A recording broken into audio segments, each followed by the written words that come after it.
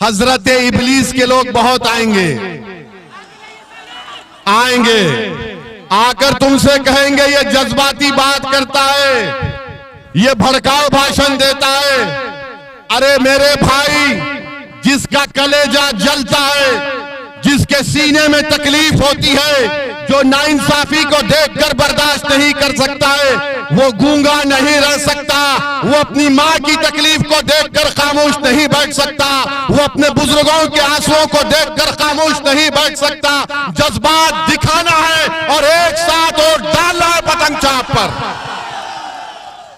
तुम मेरी तरह नहीं बात कर सकते, तुम गूंगे हो क्योंकि तुमको गरीबों की तकलीफ नहीं मालूम। तुम अंधे हो क्योंकि तुमको नाइंसाफी दिखाई नहीं देती। अरे तुम बहरे हो क्योंकि तुम अपने जज्बात को, अपने ज़मीर को गुलाखाओं के सामने बेच चुके हो। मेरे अजीज दोस्तों और बुजुर्गों, मेरी इज्जतदार माँ और बहनों, ये मजलिस ये पैगाम आपको देती है, यहां पर एक इनकलाब बर्पा करिए, जो कि हाट से आप अपने नुमाइंदे को कामयाब करिए। इनसे पूछिए, ये तेजस्वी के पास तो चले गए, क्या दिया तुमको तेजस्वी ने? तुमने तो तेजस्वी को बहुत तोहफे दिए, क्या क्या दिए मुझे मालूम नहीं, कुत्ते के पेशाब का बोतल भी दिए। मैं नहीं बोल सकता वो बात, बहुत कुछ दिए, मगर उसको दिए, तुमको क्या दिए बताओ? क्या दिया तुमने जो कि हाट की आवाम को? मालूम हुआ कि कोई कोचा दामन का गाड़ी दिया। बेटी का सालगिरह था तो बोला, अरे तो आपकी बेटी हमारी बेटियां, ये ली 80 लाख की गाड़ी। किसी ने कहा, अरे आप आए लो, ये लो। अरे जालिमो, वक्त के फिरौन से इतनी मोहब्बत करते हो, वक्त के यजीद से इतनी मोहब्बत करते हो, मगर जो लोग गरीब हैं, जो लोग बेजुबान हैं, जिसने तुम पर भरोसा किया, तुम उनके लिए मर मिटने को तैयार नहीं हो। इन्होंने मंजलिस को धोखा दिया, ओवैसी को नहीं धोखा दिया, इन्होंने आपको धोखा दिया। और ये वैसे लोग हैं कि अगर कल मोदी के सामने भी नीलामी करना है अपनी, तो कहेंगे कि सर आप बोली लगाइए, हम नाचने को तैयार हैं। मेरे अजीज दोस्तों और बुजुर्गों, हम तेजस्वी को ये पैगाम दे रहे हैं, अख्तरुल ईमान ने जो खत लिखा वो कमजोरी की निशानी नहीं थी।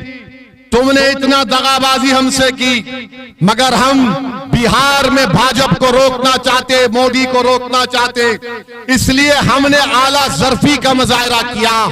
हमने कहा 6 सीट दे दो, हमने पेशकश की, मगर याद रखो हमने हाथ बढ़ाया है।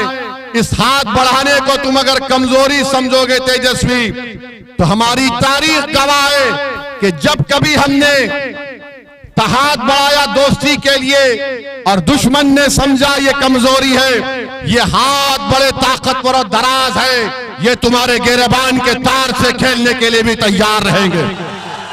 तो मेरे अजीज दोस्तों और बुजुर्गों, हम बीजेपी को भी कहना चाह रहे, मोदी अमित शाह को, कि तुम सीमांचल की जनता को बदनाम और बेइज्जत नहीं कर सकते।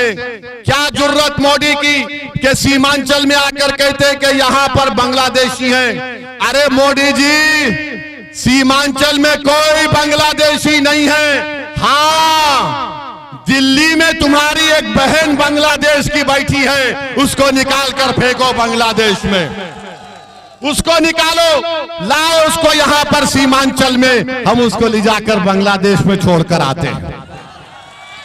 बात हम बता रहे हैं, इसको बर्दाश्त नहीं किया जाएगा कि मोदी अमित शाह आएंगे सीमांचल में घुसपैठी। अरे इलेक्शन कमीशन 65 लाख नाम निकाल दिया, एक घुसपैठी निकला। चूहा खोद कर तुमने, पहाड़ खोद कर तुमने चूहा को नहीं निकाला और बोल रहे घुसपैठी। बहरहाल नरेंद्र मोदी, आपने, नीतीश कुमार ने, चिराग पासवान ने, कुशवाहा साहब ने मिलकर एक काला कानून बनाया जो हमारे मस्जिदों को छीनना चाहते हैं, हमारे दरगाह और खानखा को छीनना चाहते हैं, हमारे कब्रिस्तान को छीनना चाहते हैं, हमारे ईदगाह की जमीन को छीनना चाहते हैं।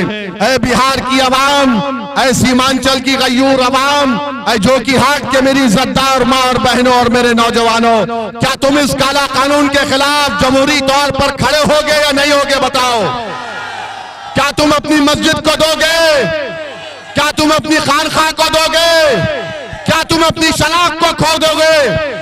तो फिर नहीं का फैसला कर लिया तो फिर तुमको हाँ के नाम पर वोट देना पड़ेगा, पतंग छाप पर दोगे तो आपको जवाब देना है। जवाब देना है मोदी को जो सीमांचल को बदनाम करता है कि यहां पर बांग्लादेशी है। जवाब देना पड़ेगा उन पार्टियों को जो 15 साल सत्ता में रहने के बावजूद भी मुसलमानों के लिए कुछ नहीं किया। जवाब देना पड़ेगा आपको 20 साल की नीतीश कुमार की सरकार को जिन्होंने हमारे नौजवानों के मुकद्दर को बर्बाद कर दिया। क्या आप वोट के जरिए जवाब देंगे? जवाब देंगे इंशाअल्लाह। पूरे हाथ उठाकर बोलिए जवाब देंगे। सुन लो शाहनवाज, मैं तुम्हारे लिए आया था हेलीकॉप्टर में, याद है? तुम्हारी मोहब्बत इतनी थी कि तुमने हेलीकॉप्टर को उड़ने नहीं दिया था, याद है? आप हेलीकॉप्टर का पायलट का ओवैसी साहब आप चले जाइए, जो कि हाट की आवाम या तो आपको उठा लेगी या मेरे हेलीकॉप्टर को उठा लेगी। इतना डर गया था। तुम भूल गए शाहनवाज कि तुम रोकर मुझे फोन किए थे।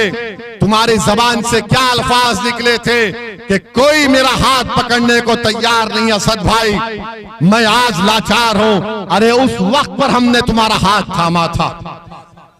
तुमको यहाँ की अवाम ने अल्लाह के फजलो करम से कामयाब किया।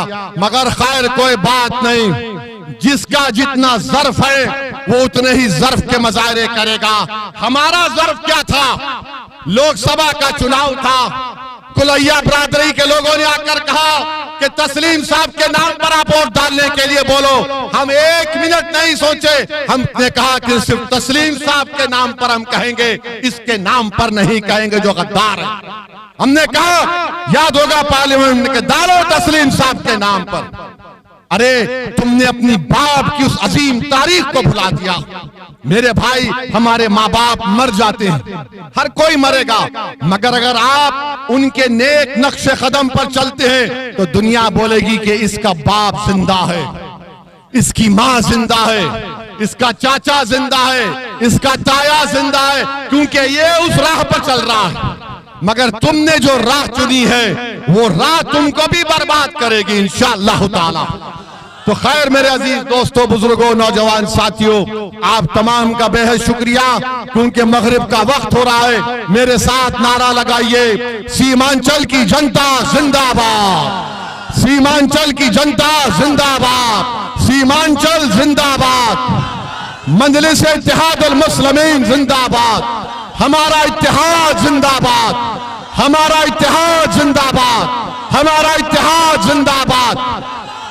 अब एक और नारा लगाना पड़ेगा, वफादार जिंदाबाद, गद्दार गद्दार गद्दार, सीमांचल की आवाम। सलाम अलैकुम।